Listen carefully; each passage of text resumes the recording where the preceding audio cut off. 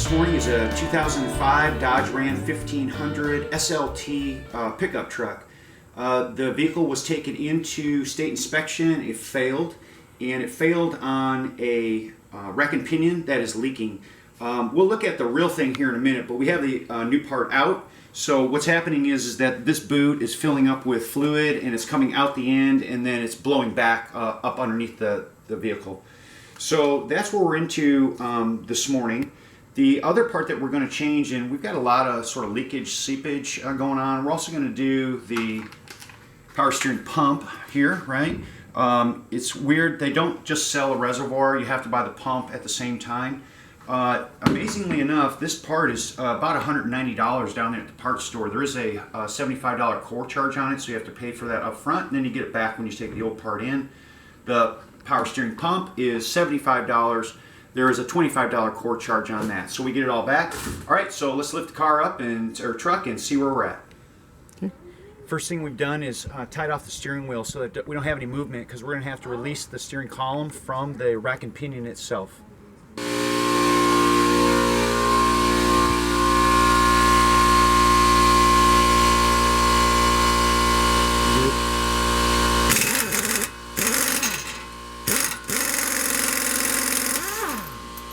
Okay, what we're going to do right now is we're going to shock the spindle to get the tie rod to release. Again, you want to be really careful here and make sure that you're shocking at the right spot.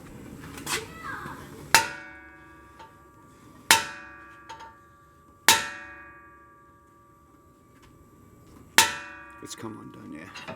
Awesome.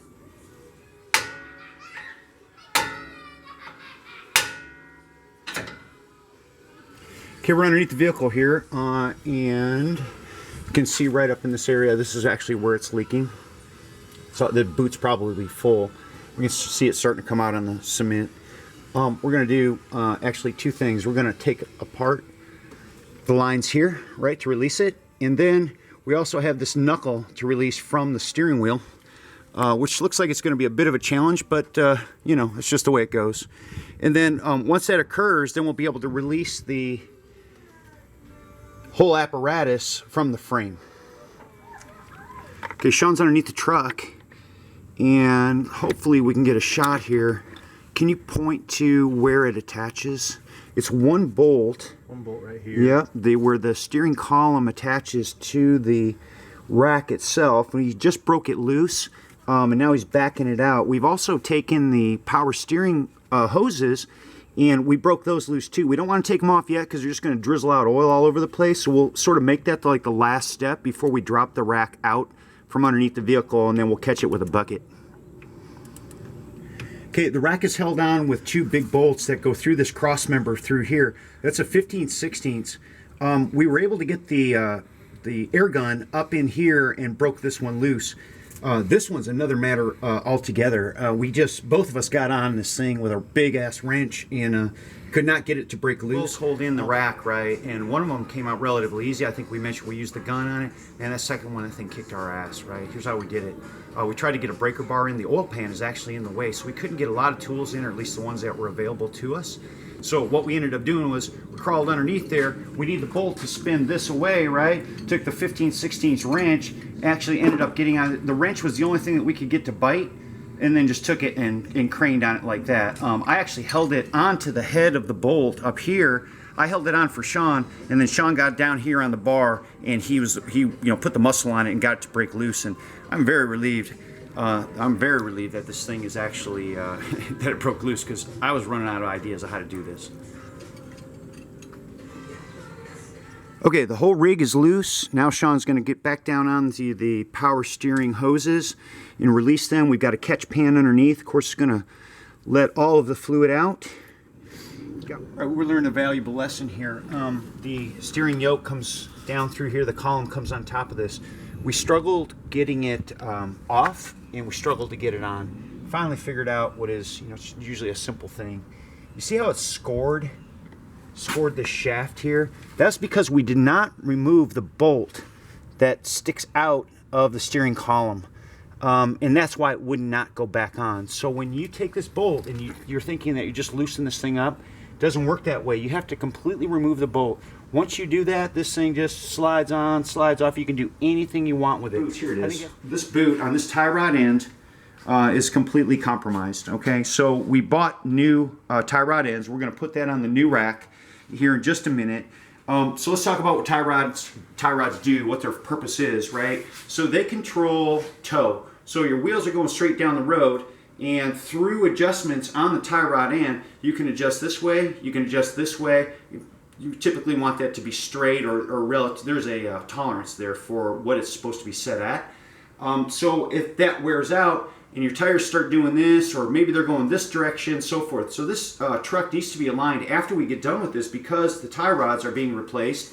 And what we're going to do with the new ones is we're going to guesstimate based on the old part where the new ones actually will fall. And we'll probably just count threads, right? So that when we screw this on, we know exactly where it's actually going to fall. See here, we've got about a 1/2 inch showing. We could measure that, or we could count threads, and we'll try and get a very, very close estimate. Sean has to drive this. Okay, the new tie rod ends are not exactly the same size as the old ones, so we can't use them as a direct reference for the new tie rods. So we need a point of reference in terms of how it is that we determine where this tie rod actually needs to go until it gets aligned. So what we did was we took a measurement from this little knurled point here, or actually cut point, and they're actually the same on both the new and the old. And then we measured out to the end, got our reference point, came over to the new one, and did the same thing. So that's very, very close to what the manufacturer's spec would be. There is a locking nut here, and I used a couple of adjustable wrenches. And let's go do the other side, and we'll do, the same thing. Replicate this on this side so that we're both got both of them about where they need to go. So if I just take a ruler there and I measure that to the edge of this, I come up with 10.5 and just a tick. And notice here too, they used to be they're grease fittings. They used to be called Zerk fittings. Pretty old school way to consider those. So if I measure from right around in that area. This one is in a little too far, so I need to give it a couple of twists. And notice too is that both the new rack is positioned exactly the way the old one is, so that we know which way is up and down on the tie rod, right? We have to know this, okay? So let me take a measurement again after turning it, and it is very, very close. So I will take this locking nut, come down on it. There's this little flat spot on the tie rod to hold it, and then you can come along here and tighten that dude down until the alignment man gets his chance at taking a crack at this, getting it set up. There is a crown nut on the bottom of these tie rods. So the reason why crown nuts are used is because they accept a cotter pin to hold them in. So once we assemble everything, you got to look for the hole.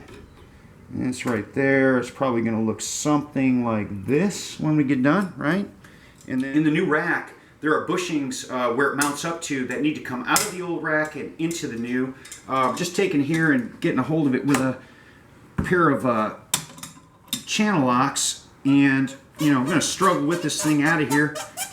And there's rubber and so forth that has to come out. So we'll work these pieces out, insert them into the new rack, and get it prepped in order to get this thing back in.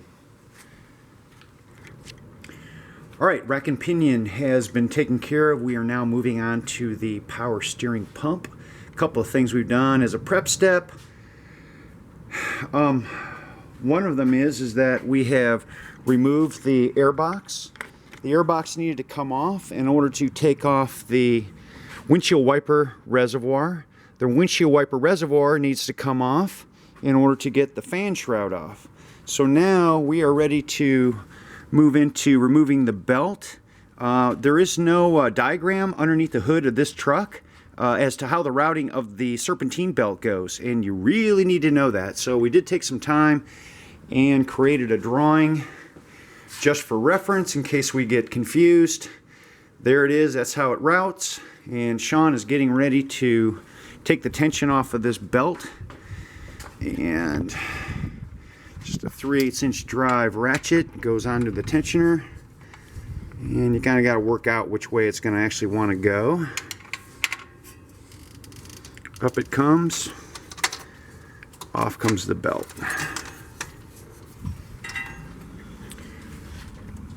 Power steering pump has two hoses. One is a rigid hose that needs a wrench to get it off. The second hose is actually going to the reservoir, and it has sort of this pinch clamp on it that just needs a pliers to get it off. So there's the first hose, and really there are only 3 bolts that hold the whole pump onto the block of the engine, and they're accessible. The pulley is going to have to be removed from the pump and installed on the new one, and we'll get to that in a minute.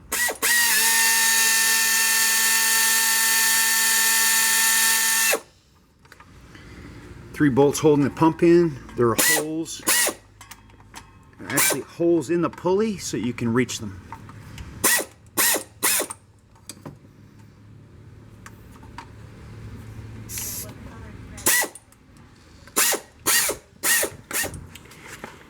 Okay, broke the pulley trying to get that off. One of the interesting things about it is that you can actually pick up another pulley down at the local hardware or parts store for $15. So that's the good news. The bad news is that needs to be pressed on, and we just did that using this press. And if we look at the new pump, there is the new pulley. That's how it was installed. So this thing is ready to go back onto the truck. All right, we're finishing it up. We just went for a test drive. Everything seemed to be, eventually got better. The pump was very loud when we first started it up. We kept adding fluid and turning the wheel stop to stop, and kept adding fluid, right?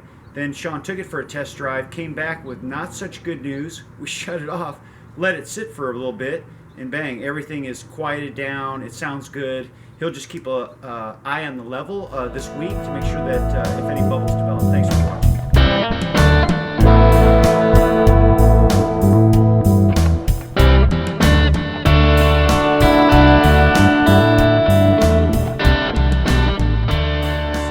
Big ass wrench, and could not get it to break loose. What I'm going to do is take an air chisel with a pointy bit on it. I'm going to hit one of the flats so that I can see if I can vibrate it loose. That's the next step.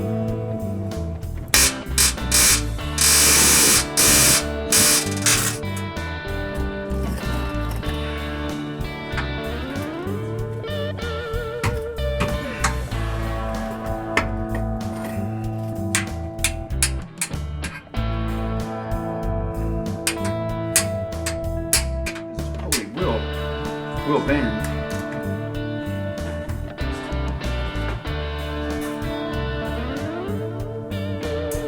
Oopsie.